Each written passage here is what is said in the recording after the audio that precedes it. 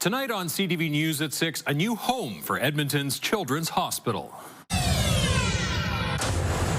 Stollery is moving south. The Minister of Infrastructure and I are working with our departments to see if we can expedite the construction of this particular hospital.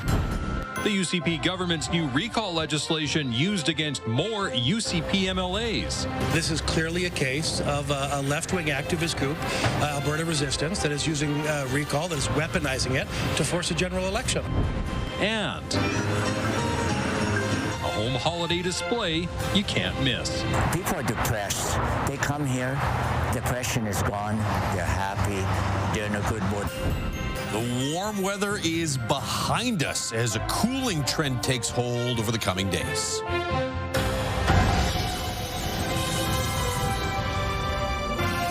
CTV Edmonton, local breaking news with Jeff Hastings.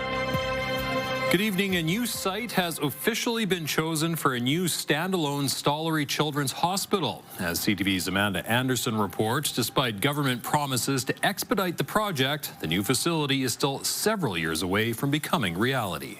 The Stollery Hospital means the world to my family. Jody Richardson says the Stollery Children's Hospital is the reason her daughter Emmy is here today. But the parent has also experienced some of the challenges plaguing the hospital, including lack of space. You don't have that privacy. You don't have that space where you can take a deep breath and just be the parent to your child, because you're tiptoeing around other people's challenges and other people's crying kids who are in pain. And it's so much harder on the worst day of your life to also hear so many other people and children in pain. After years of advocating for the Stollery to have its own dedicated building.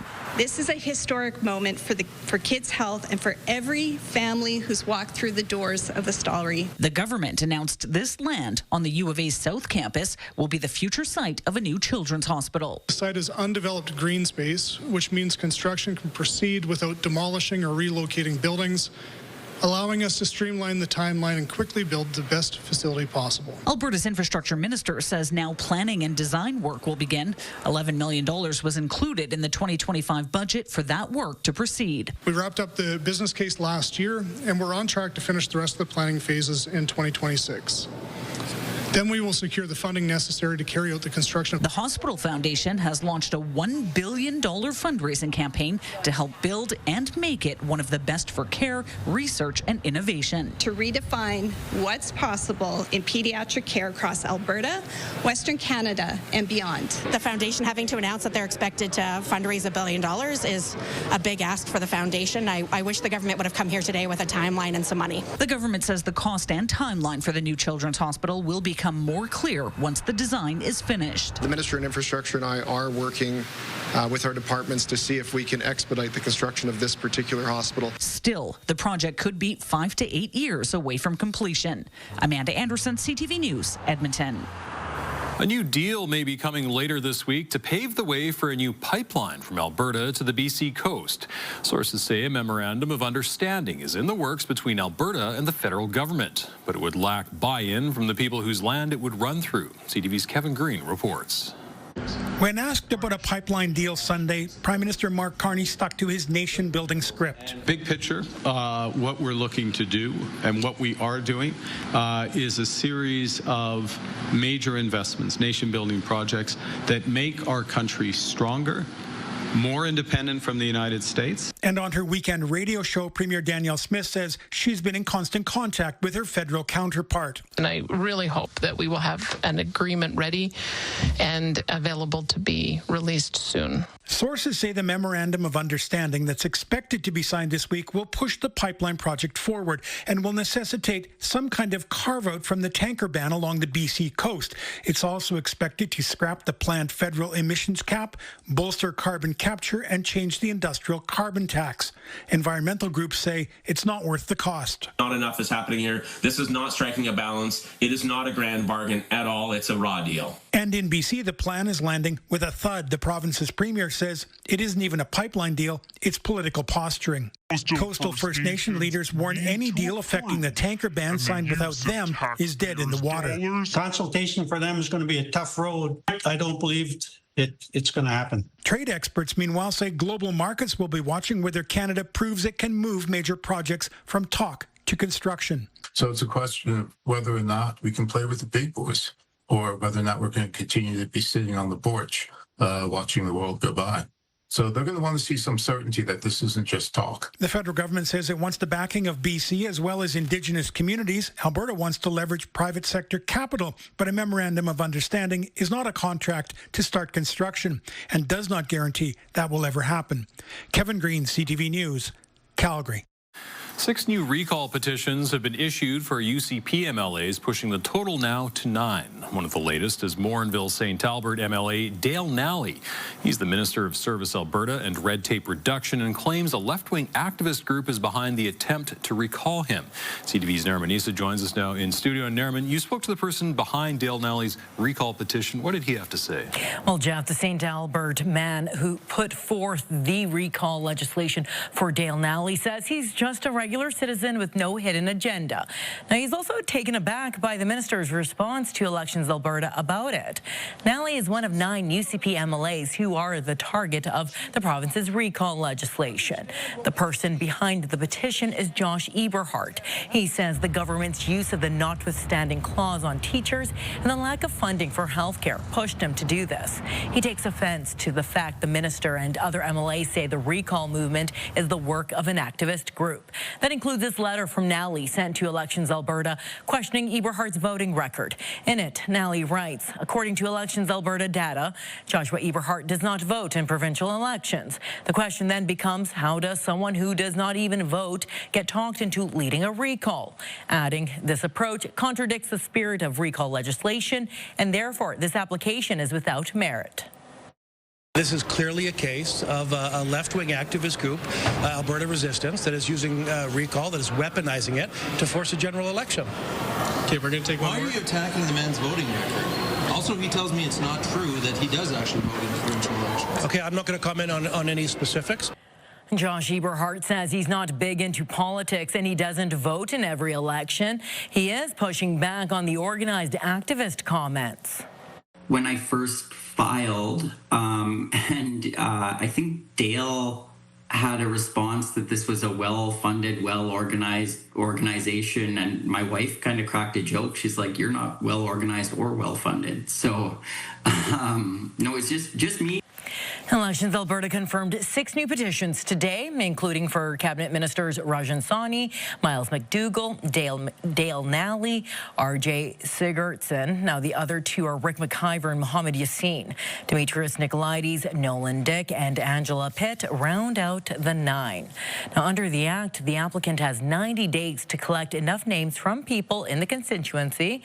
Now, the number must be equal to 60% of votes cast in the 2023 elections. So, in Eberhardt's case, he would need to collect 15,700 signatures, Jeff, for this to go to the next level. All right, Nariman, thank you.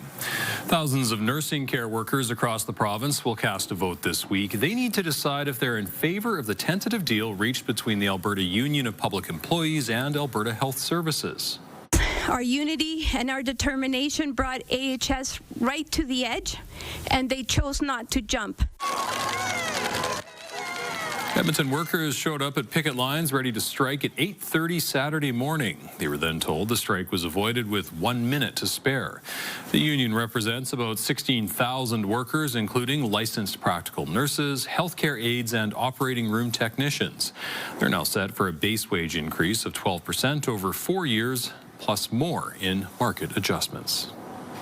In particular, licensed practical nurses will see their wages increase by about 24%. Healthcare aides will get a wage hike of roughly 17%. There are still some outstanding issues.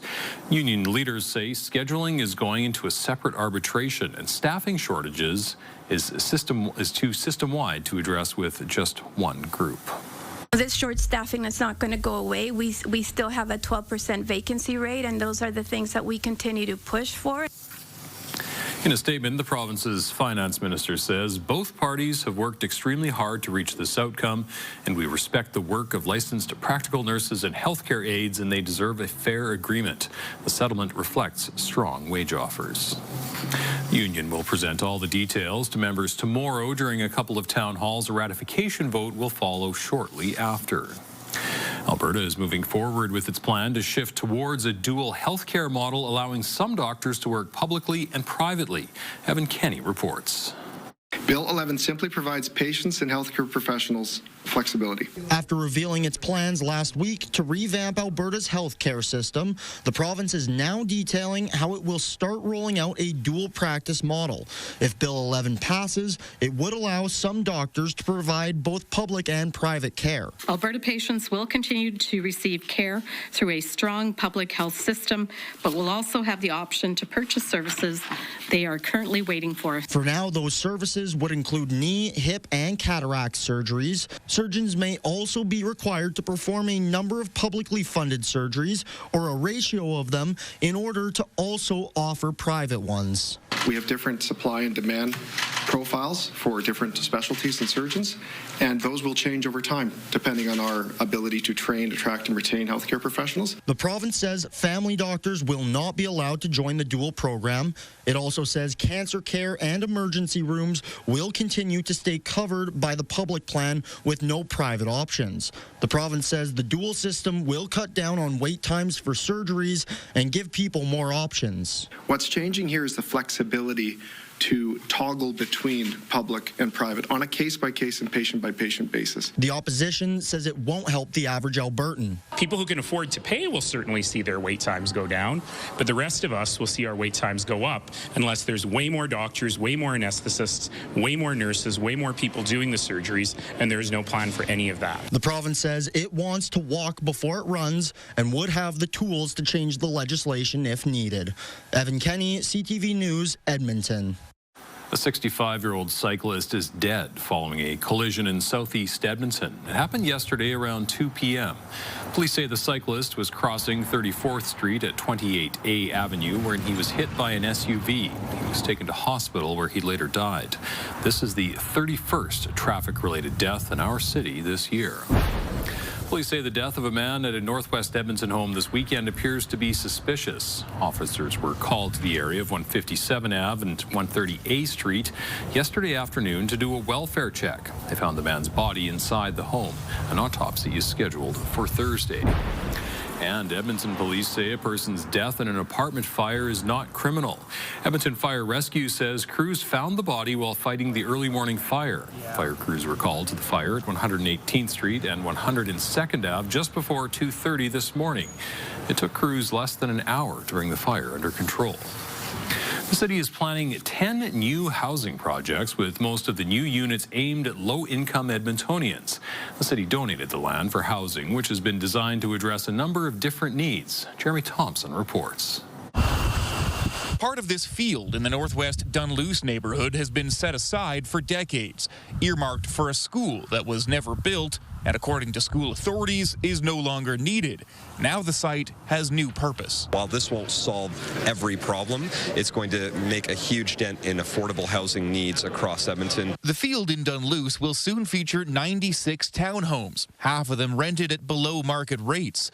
It's one of 10 surplus school sites the city has sold to various affordable housing providers for $1 each. 1,300 units are on the way. About 70% are designated as low income with a range of subsidies. Some of these housing projects were designed with specific needs or communities in mind. The 5-story apartment complex being built here in Carnarvon is Indigenous-led and will incorporate cultural practices. To have the ability to smudge and to be able to be who we are, I think is important. One project has multi-generational families in mind. Another will be run by Win House, focused on help for women fleeing domestic violence. While money from the Federal Housing Accelerator Fund is getting these projects off the ground, Alberta is funding housing too. We're over 90,000 affordable housing units here in the province already. We're working on another 82,000 affordable households at the moment. The mayor says these projects have helped the city surpass its affordable housing goals for the time being, but there's always more to do. Edmonton has been fortunate to be considered the most affordable major city in Canada when it comes to housing. We didn't get there by accident. We got there by deliberate decisions over the last decade. We're going to continue to do that work. Construction in Carnarvon and other areas will start next year, with people moving in by 2028. Jeremy Thompson, CTV News, Edmonton. The 50th Street Bridge over the Whitemud has reopened ahead of schedule. Construction on the bridge started in April and was expected to be complete in 2026. The project included structural repairs as well as improvements to the bridge deck, barriers, and drainage. Construction impacted traffic flow on both the bridge and on Whitemud Drive. All lanes are now open. Flights at Calgary International Airport were briefly suspended this morning because of the weather. Southern Alberta is getting hit with a big snowfall, making visibility a real challenge at the airport. Runway conditions were an issue. Dozens of flights had to be delayed or canceled. Snow also made driving difficult, with more than 200 crashes reported. All right, all that difficulty aside, Josh, if it's going to be -10, we might as well have snow, right? Yeah, we're not getting any snow, though, here in Edmonton. We'll get the -10. That snow is all well to the south of us and not coming even close to the Edmonton area. Maybe Friday we get a few flurries, but no heavy snow. Temperatures at -4 outside in Edmonton right now after hitting 0 for a daytime high today. You have -7s at the airports north and south of the city. Elk Island sitting at -6. -1's the average daytime high, so pretty close to average for both the high and the low today. We started today at -7. We'll see temperatures hold fairly steady, I think, over the course of the next couple of hours and then drop to that -10, -11 range by tomorrow morning. Look at your temperature calendar. A lot of red on that map. Only one day up to this point with a cooler than average daytime high. That was way back on the 7th. From here on out, tomorrow probably comes in around average, somewhere around -2. So -1's average. We'll call that one gray. The rest of the month, though, blue. Below average by a long shot as we make our way through the last week of November. There's the snow starting to push out of southeastern Alberta, 10 to 15 centimeters around Calgary and to the south earlier in the day today. Hasn't been snowing in Calgary for several hours, though. Here in Edmonton, you can see the cloud cover off to the west-northwest of the city should spill in for the next little bit. So early to mid-evening, we'll see enough cloud cover to kind of hold temperatures steady in that -5 range.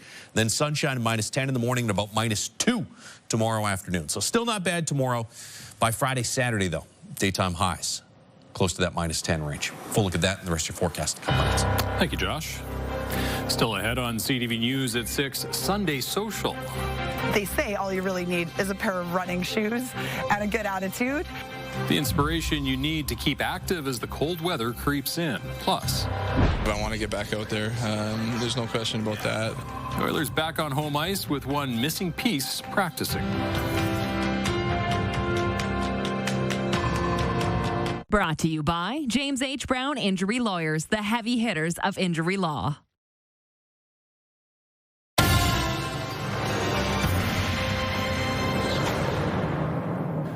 A national fitness report says less than half of Canadian adults meet the recommended weekly requirements for physical activity. Now, as the cold sets in, Edmontonians will have to work even harder to get moving. Marian Valdez-Carletti reports. Every week, the Sunday Social Group meets at a different park in Edmonton, no matter if it's plus or minus 30 degrees. They say all you really need is a pair of running shoes and a good attitude.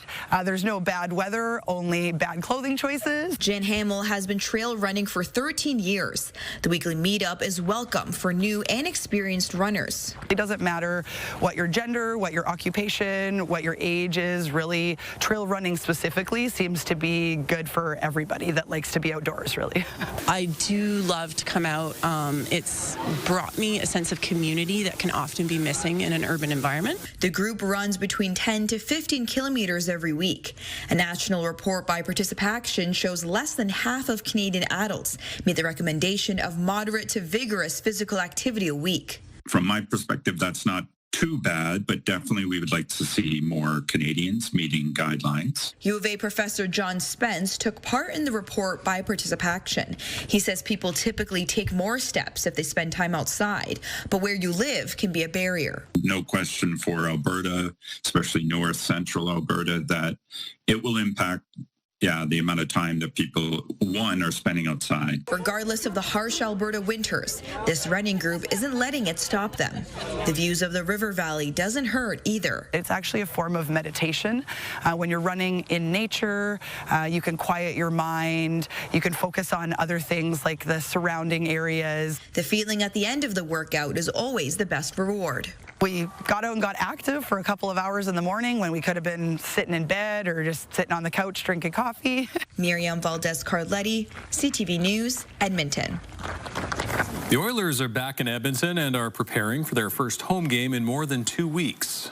It's been a long stretch, tough stretch. We've played a lot of hockey in a short period of time across a number of different cities. So tough stretch, nice to be home, obviously. The Oilers played 7 road games and picked up their first regulation win in nearly a month, beating the Florida Panthers 6-3 Saturday night. The Oilers now play 6 of their next 7 games at home. Captain Connor McDavid says he wants to take advantage of full practices on home ice since the team only held shorter morning skates during their road trip. Forward Ryan Nugent-Hopkins joined his teammates at practice today and is waiting to hear whether he'll play against Dallas. I'm competitive. I want to get back out there. There's no question about that. It's obviously about making sure that I'm good to go for the long haul, too. The Oilers host the Dallas Stars tomorrow night, 7 o'clock at Rogers Place. One of the best-selling rock bands of all time is coming to Commonwealth Stadium.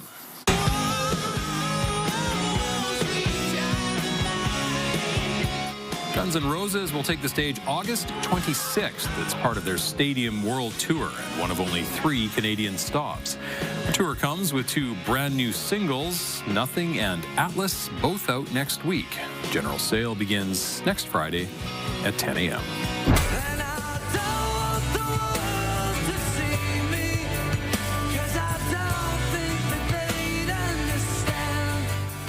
90s rock group Goo Goo Dolls are coming to Rogers Place March 25th. Dashboard Confessional will open. Tickets go on sale Friday at 10. Coming up, spreading Christmas cheer. I just said, Jerry, do whatever you need to do. You go nuts. I'm actually a little bit into the next neighbors now, too. Christmas scenes, lights, and music now bigger and better at a North Edmonton home. Just needs some snow, as Jeff pointed out, to help improve that scene. Temperatures are going to cool off in a big way. Below 0 for daytime highs the rest of the way out through November. We'll take a look at the slim chances for snow right after the break.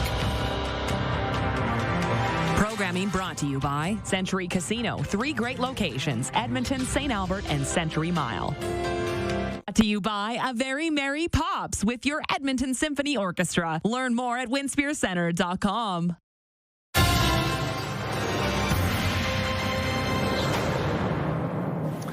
With Christmas 1 month away, many people are getting into the holiday spirit. But one Edmonton man has been planning for this since September. CTV's Connor Hogg explains.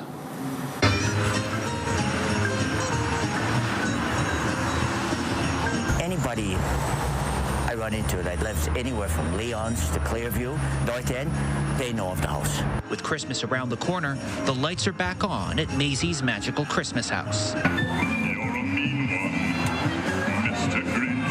A North Edmonton mainstay for more than 20 years, it's a lot of work to create this much Christmas.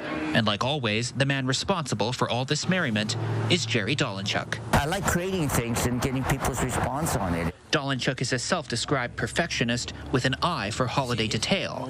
In order to organize this much decor, he starts setting up in September, beginning with Halloween, before transitioning to Christmas. You could just see the smiles on their face.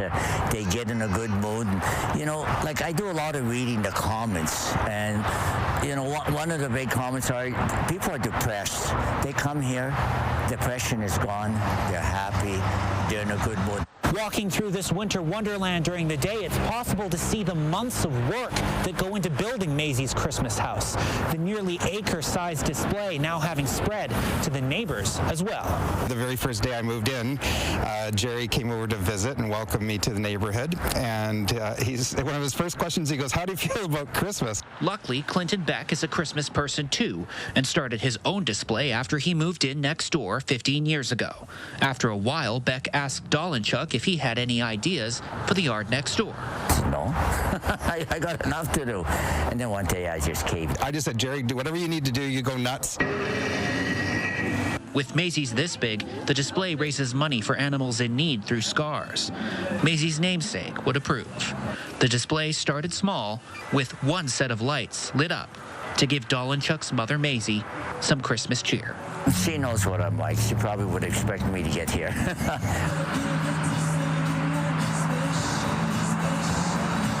Maisie's magical Christmas house, currently 2 houses big, with the potential to get a little bigger. I'm actually a little bit into the next neighbors now, too.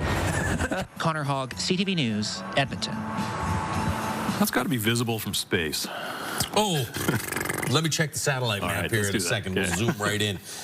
Take a look outside right now with the Action Furnace River Valley Skycam. Action Furnace fixed radar, it's free. We're at -4 in downtown Edmonton right now after hitting 0 for a high earlier this afternoon. -1s, Red Deer, Graham Prairie, Coronation, Fort McMurray at -3 for a daytime high today.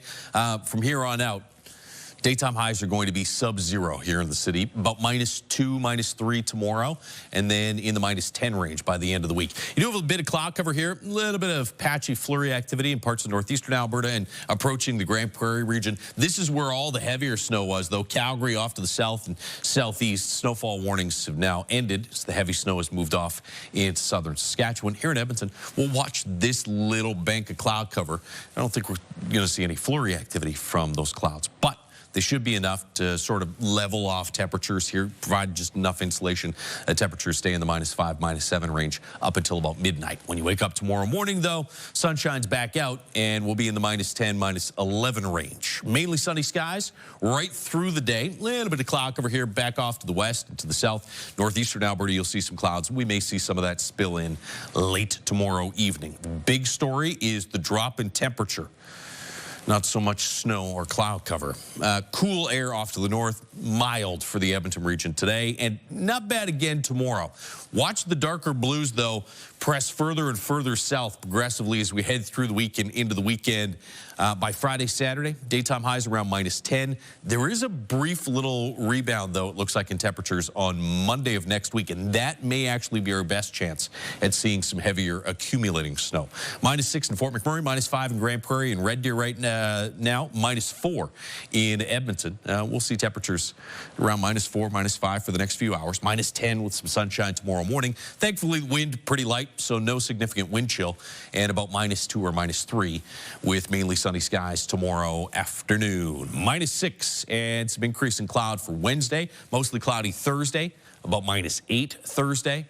-9, -10 range for daytime highs Friday, Saturday. Here's your chance of flurries Friday.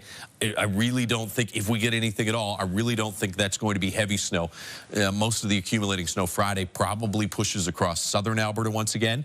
Sunday, it's about a 30% chance of a few flurries. Monday, as you get this push of some warmer air coming in, that has the potential to be some heavier snow. So we'll see how things play out. We may get to December without any significant snow on the ground, which would be a rarity. 9 of the last 10 years, we've had snow on the ground for December 1st that stuck around for the rest of the year. This year, we may get into that first week of December with no real heavy snow on the ground. Thank you, Josh. Coming up, a reaction to swirling pipeline rumors appearing to be confirmed. This is not striking a balance. It is not a grand bargain at all. It's a raw deal. The deal between Alberta and Ottawa already facing opposition, and a Ukrainian woman sets a new lower bar for a world record. Programming brought to you by James H. Brown Injury Lawyers, the heavy hitters of injury law. .ca.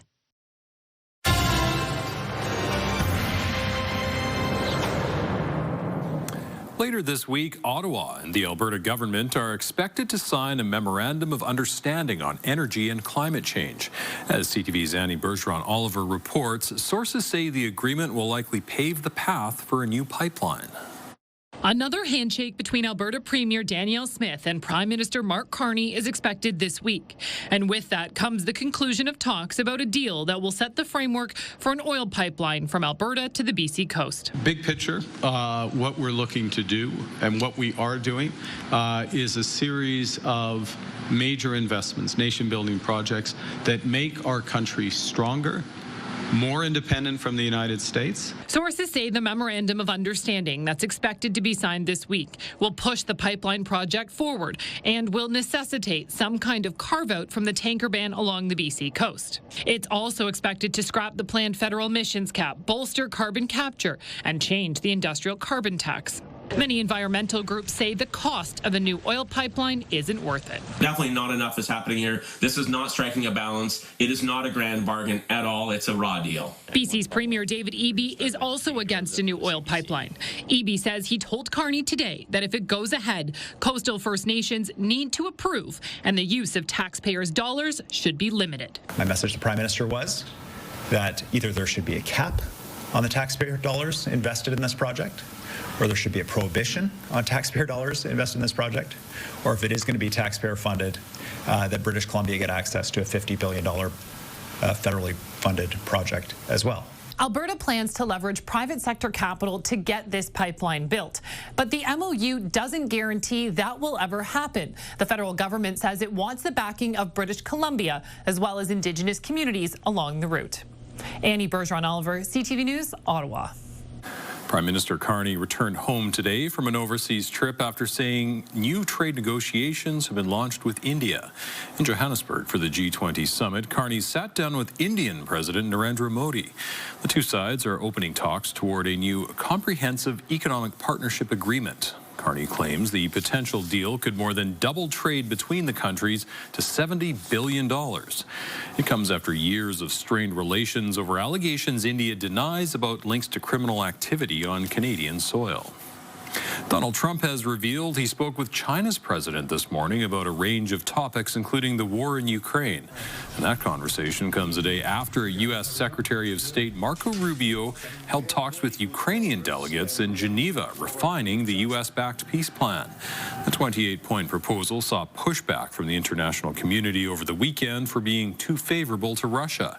Trump had set a Thanksgiving deadline for Ukraine to sign the deal. Criminal cases against former FBI Director James Comey and New York Attorney General Letitia James have been dismissed by U.S. federal court. As CTV's Joy Malvin reports, Comey and James were targets of President Donald Trump's anger.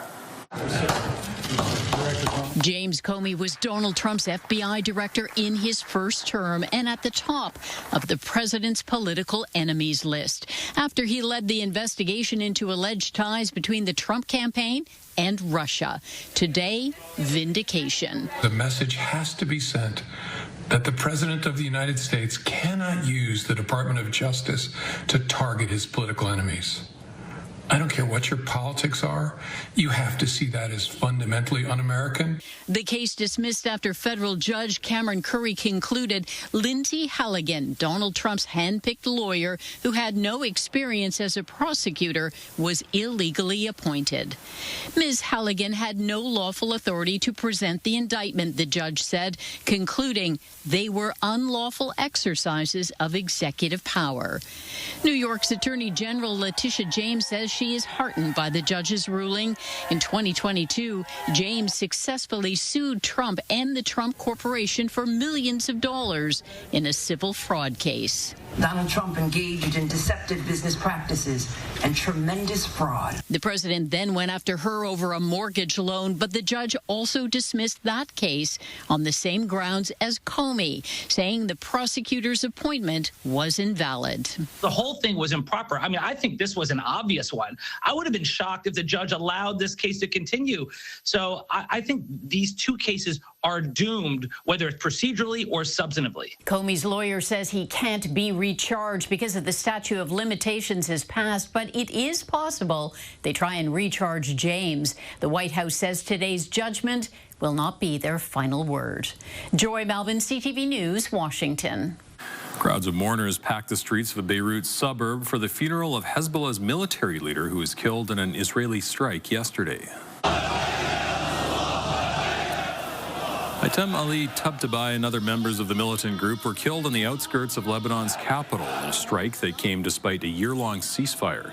Israel's military announced his death, and it was later confirmed by Hezbollah. Lebanese health officials say 5 people were killed and 28 wounded in the attack. A rare world record has set the bar lower than ever before. Freediving to a new record depth of 86 meters below the surface, Ukrainian Katerina Sidurska surpassed her own previous world record. In 3 minutes and 32 seconds, she descended with 10 strokes before entering free fall, then returned to the surface with 31 strokes, all on a single breath. Still ahead, new school policy. The students were having problems with homeworks. What prompted a Canadian school division to limit homework outside of school? Also ahead. I've been getting emails for the last 2 weeks about things going on sale. Companies adapting to consumer habits ahead of the holiday season. And there's a live look from the CTV drone downtown. In the background, Maisie's magical Christmas house in the foreground. It's about to get colder. Stay with us. Programming brought to you by Century Casino. 3 great locations: Edmonton, St. Albert, and Century Mile. Checking on the markets, the Canadian dollar traded for 70 cents U.S. Oil was up 78 cents, closing the day at $58.84 U.S. a barrel. Gold gained nearly $15. The TSX and Dow Jones both finished the day higher, up 443 points and 202 points. The Manitoba School Division has asked teachers to cut down on assignments away from the classroom. It says some students are using AI not just to help with homework, but to do it for them. CTV's Alex Carpa reports. A consistent classroom trend has emerged among students over the last few years. We noticed that the students were having problems with homeworks. Alain Laberge believes AI and other online tools have played a role in this shift. The school division he works for recently issued new guidelines for teachers recommending that homework be assigned in moderation while encouraging students to read on their downtime at night. We have not forbid homework. What we're telling them is the easiest thing and one of the best thing is to read. Laberge believes AI is impacting how students complete their homework. They would just simply turn around and ask AI questions and just write down the answers, which we believe is not really useful. It's not the way, it's not critical thinking. Teachers are being asked to be careful of the types of homework they give out to ensure AI isn't being used as a copying tool. Michael Holden believes it makes sense not to be grading work that is being sent home with students. When I send homework home, I don't know if the student did that on their own or if they had help from a parent or from a sibling or a tutor, or plugging it into Google or plugging it into a chatbot and asking it to answer the questions for them. Other professors like David Gerhard say finding a balance is important. Finding some way to allow students to learn the power of these tools, but also learn how to do the material themselves is going to be the balance. We're not trying to demonize AI. That's not what we want parents to understand. It's just like AI and homework is not necessarily a good combination. For Laberge, he says he just wants to see students succeed and is confident this policy will keep them on the right path. Alex Carpa, CTV News, Winnipeg. Black Friday is quickly approaching, but many stores are already offering major deals. CTV's Jack Richardson has more on the early start to the holiday shopping season. Christmas is about a month away, and some shoppers are getting the ball rolling. We just want to check out for some deals before Christmas. I've done a bit, not very much. Same here, not much at all. Just looking now, definitely waiting until Black Friday for all the sales. Black Friday is traditionally held on the Friday of American Thanksgiving, when retail companies offer massive discounts. But lately, stores have started offering these sales well in advance. I feel like companies don't even do Black Friday just on the Friday anymore. I've been getting emails for the last 2 weeks about things going on sale. Companies are adapting to consumer habits. According to a survey conducted by the Retail Council of Canada, more shoppers are relying on Black Friday deals for their holiday shopping than usual. Almost half the people answering the poll said that they are waiting for the Black Friday to start the holiday shopping. So this is more important than ever, and it's an increasing tendency that we've seen over the years. 80% 94% also said Black Friday was the most important time of year to shop. The Retail Council cites economic uncertainty as one reason why, which puts pressure on retailers to meet those expectations by extending the sale period. They are looking more and more for discount and sales to start with. So that's why maybe the Black Friday is so important now. In some cases, shoppers are even making an annual trip to North America to take advantage of Black Friday sales for their Christmas shopping. Every year we are at Canada at this time. This couple is from Germany. We love roots. Yeah, so we roots don't have this in Germany, and they have wonderful prices at this time of the year because of Black Friday. Others are just happy to see lower prices. It works out for me, for my broke student lifestyle. Jack Richardson, CTV News. Still ahead, music for memory loss. So there's something that happens when we sing together, not sing by ourselves, but sing together. The benefits of singing in a choir. Stay with us.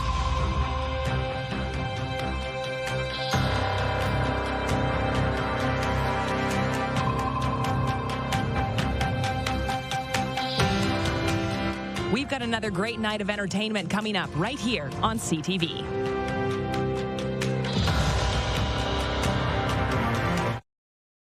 Programming brought to you by Southview Acura. Experience the elegance of the all-new Acura ADX.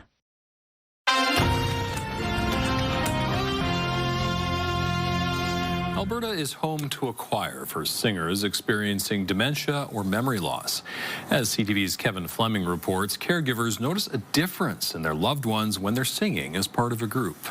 I only like hippopotamuses. They sit in the back row following the direction of the choir leader to hit all the right notes. Jane McLaughlin and her mom Pat Reed say the Good Vibes Memory Choir has become a big part of their lives. I love music for one thing, and I knew that my daughter loved music, and I thought this is some way we can be together, and I think that's special. There's certainly some memory loss here with my mom. She's 89 now, and it's just such a great opportunity to get her involved with other people, to get her singing, to get back to her roots, which is all about the music. Erica Fairberg says the choir started in Victoria, BC as a research project where brain activity was recorded when singing alone versus in a group setting. Those with memory loss singing by themselves struggled with a lot of activity in the damaged part of their brains. When we brought the choir back in to sing with them, so a social context, the rest of the brain lit up because it was the undamaged parts of the brain that started to work when they were together. So there's something that happens when we sing together, not sing by ourselves, but sing together. Many with memory loss aren't thrilled to come to choir, but that all changes when the music starts. My mother always tells me, oh, I can't sing, Bessie. I don't want to go to choir, but we come and she loves it. So she really enjoys it when she gets here. Rick Berg says by the end of choir practice, all the members are much more social, and many sign up for upcoming performances. Some of the staff are going, boy, our loved ones here, they're having better days, and they're eating better, they're sleeping better. We don't have science behind that yet, just people sharing that. The two memory choirs have 85 members, but organizers continue to welcome more singers to the program. Kevin Fleming, CTV News, Cochrane. It'll be a chilly morning tomorrow at -10. Lots of sunshine through the day, though. Light wind, and still not bad tomorrow, about -2, which is pretty close to average. Wednesdays, when the real cool down starts to settle in, daytime highs will be in the -5 to -10 range, morning lows, and -11 to -14 range. As we mentioned earlier in the newscast, there is still not a lot of snow on the way, but maybe a few scattered flurries on Friday. All right, and you know what? I'm looking forward to shoveling. I can't believe I'm saying that, but it's good exercise, right? Say no more. Say no more. We got it. About two big snowfalls. All right. Thank you, Josh. And thank you very much for sharing your time with us. Have a great evening.